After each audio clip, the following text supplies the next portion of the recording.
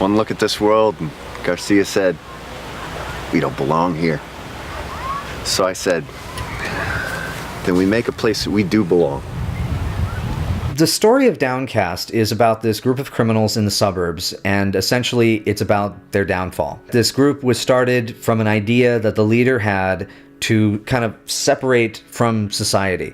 There are these people who just kind of have their own little world that they've created for themselves, just kind of right under the surface of the world around them. One of the things for me that really I wanted to emphasize was that even philosophically, they don't define themselves as standard criminals. It's not just that they're rationalizing. They literally, like, their whole world perspective is, we are better than or separate than the world. We are complete outsiders. Well, I definitely can see it like a separation between aesthetic and utility. And like, aesthetic is the emotion, feeling and living. Whereas, utility is survival and providing those base needs, like Maslow's hierarchy of needs. Yeah, the whole philosophy is that, these people fill in this need, but to fill in this need, they need to alter themselves and become kind of something other than the aesthetic world, which are humans and, people with emotions who listen to music and such. Really, if we're talking about self-reflection in the world, and you're seeing that in everyday society of the hypocrites and the way that the world's tearing itself apart. And so what drew me to it was the fact that it started with this grandiose vision of who they were and how they're going to be outside society, and all that mattered was the bonds between them, and nothing else mattered. There were two different types of people. There was the people that were them, their friendship, and everybody else could go screw themselves. It didn't matter. That's what really drew me in, is to seeing that friendship fall apart because of the lies and the manipulation, and honestly just the darkness that was in all of them. It doesn't matter the city. There's always going to be underlying crime or underlying something you don't know about. I just got to see a part of it that nobody else was supposed to see. And even in the real world of the film, nobody knows that this is happening until the flashing lights go.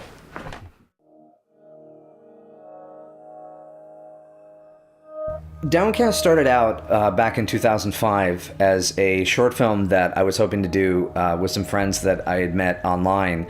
There was Rick Baxter, myself, there was Vanessa Cohen, Eleanor Woods, and a whole bunch of other folks that were involved at the time. Well, I've known Chris since I was 14 years old. So when he started coming up with the idea about doing a story with a whole bunch of friends together from one of the message boards, I was on board with that. Well, it's just a really interesting project that my friend Chris, the director, was doing, and he asked me to get on a little bit of the character psychology and things like that. And yeah, it was just something that we did when we were just hanging out, and it was just a passion for both of us. So it was just a lot of fun to sit down and try to figure out these characters and what was going on and why they were doing the things that they were doing. My friends come from a lot of different backgrounds. I often gravitate towards a lot of artists, but what was really cool was that it didn't matter if these were novelists or comic book writers or game designers or whatever. It was enjoyable to see these really inventive new ways of looking at problem solving from a screenwriting perspective differently, because they weren't coming to it from the traditional screenwriting perspective. I mean, it's hard because all writing can be, a little stressful and difficult, but having people to bounce ideas off of, scenes off of, is really great to do. It was wonderful because I've just come from like a solitary writer's background, and so it was so wonderful just to be like, I can't figure out what's going on here. I'm pretty sure Vanessa can do it. Let's just let Vanessa deal with that bit. It kind of took some of the pressure off each of us individually in solving problems in the narrative, because we could collaborate to get them done. It's not all on the shoulders of one particular person. To me, what was great about the way the other writers and the actors changed Downcast, it stopped being just a revenge thriller. We were instead starting to make a real ensemble drama that took the story and takes the audience in different directions. And those directions I don't think would have been reached, I think, without the input from these different people. It allowed us to do some really different things. Once I read the entire script, I felt, okay, this is a big deal, and this is important not to screw this up, try to get this right, because obviously all the writers on this project have spent over a year working on it, and it's not just a hobby for them, it's what they're trying to accomplish. It's trying to make a real movie here. There's just so much more involved in it. Little things that you can't even come up with until you're there, and suddenly, oh yeah, we have to do this and somehow figure this out, and this place, oh, and these things are going on. It was a huge learning experience, and there was no way I could have prepared myself for it, because I had no way of having any idea what it was going to be like. Until this project, I was not a drama director by any means. So with Downcast, it was definitely a challenge because I had to learn how to direct actors and how to get emotion out of a scene and things like that. And that was very daunting at first, for sure. But I know that the process would have been so much more difficult if we didn't have the actors that we did, because it made me feel more confident that when I communicated something, I didn't have to say as much. I was able to give them something to get started, then they were able to sort of fill in the blanks, and they were able to do what they needed to do. Takes that moment, he slips my bonds, grab my tie. Okay. Reach up, grab the tie, and pull me down into your face. Noggin. All right. Yeah. I really enjoyed working with Derek. He really did pull through and do a really great job. It was a lot of fun doing that torture scene.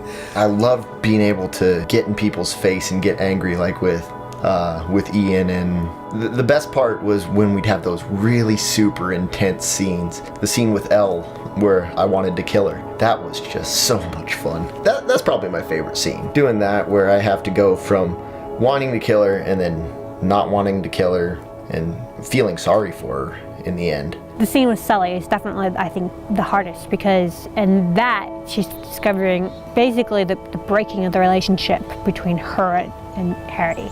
And that was like, I had to feel that and show that. Taking the hair down, which she probably never has her hair down. It was really hard, but Derek matched me motion to motion. It was really well done, and I was really proud of that scene, so. And action.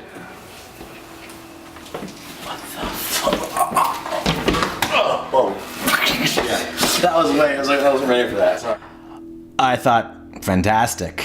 This is the way my character dies? Great. I can't wait to see how they're going to do it. When the feature rolled around, though, I was all ready for it, and it was Ian was very good to me on set. He enjoyed it a bit too much, I think. I think Ian got a real thrill out of putting me in the chokehold and waiting for Rob to cut out my tongue with a pair of scissors.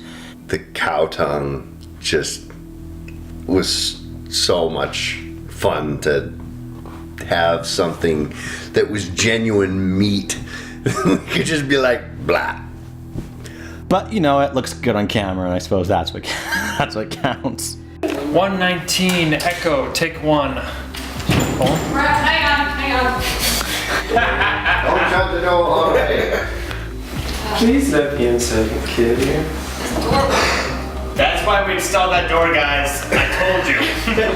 When it came to the action in Downcast, the first thing that I wanted to do was to do the Hong Kong blood opera big finale gunfight sequence. That was like my absolute must. I had to do something that was like a John Woo film. The climax sequence, the big final battle sequence that took an entire day to shoot, was so much fun. That whole day was just a blast. 118, Dino Mike, take three. And working with Derek, he was definitely into the physical, and he was also into kind of the paramilitary stuff, and he was kind of helping choreograph scenes. Trading shots. Guy comes down the stairs. Shoot. Crap. So basically, you want to roll like this and go over. Okay. Like that. Okay. I think out of all the scenes, that was the one I would do differently. Having the more experience now, realizing it was just a growing process. So if we'd had more of the noobs that we could have gone through and things like that, it could have been just a lot more fun.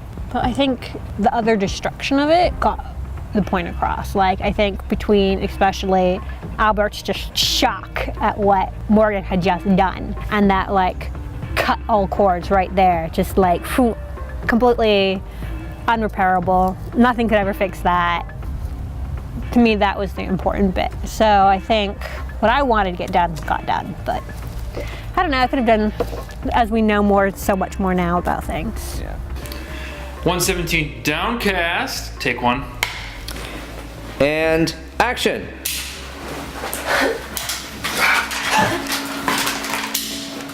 The thing that was just always getting us in trouble was just gotta find location, gotta find the time, gotta find the hours, etc. to make something happen. We essentially were forced by circumstances to shoot the major climactic battle sequence at the house in essentially like, I'd say 8.5 hours, all things considered, that's not including prep time, which is only about 2 hours. We kept finding ourselves in these situations where time was always limited. Like we'd have 3 hours for an action scene, or 2 hours for a dialogue scene, or 45 minutes for this intense confrontation. I mean, the scene where where Frank slugs Harry in the face, I think we shot that in about 50 minutes. Thankfully, we had been rehearsed, we knew the characters, we knew the moment, and that intensity just like, we just zoomed on into it. I actually think the time crunch helped.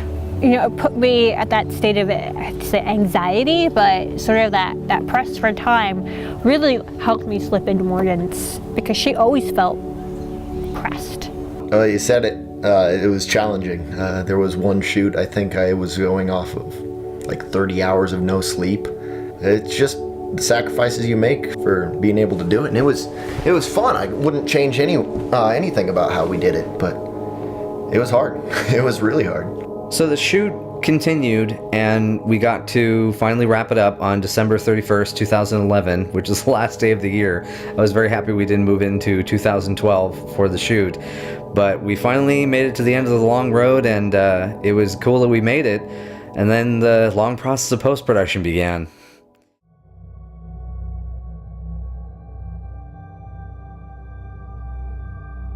I would say that Downcast is something that the working on the philosophy of the story actually helped me personally.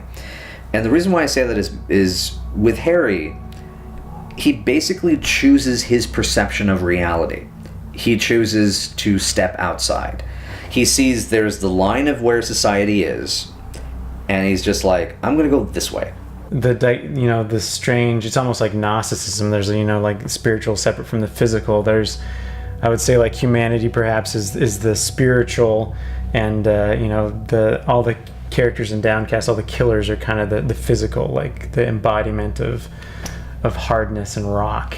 All these people moved away because they didn't want to be a part of society, that society. But society, you're always going to have some sort of society unless you become a hermit. Their group started because they were able to devalue human life. And I think the most important thing to realize, especially if you're stuck in suburbia and you're wrapped up in a bubble of utter boringness and not being able to attach to people and everyone being similar and not seeing differences of people, is respect for human life. Which is a really funny way of thinking about it, considering how many people we killed off throughout it. But it's all about connecting to people. I could be deep and insightful and, don't go down the road of Harry, and don't create worlds that will turn around and bite you in the ass, or, trust people, don't do what I did kind of thing. But really just be entertained. Enjoy the thing, because it's entertaining. It is. It really is. You should always go and see a movie to enjoy it. And there's got to be those moments of humor and enjoyment. That helps bring out the darkness, actually, by having something to reflect against. It's like in a painting, when you want to make something really dark, you have to put in something really light.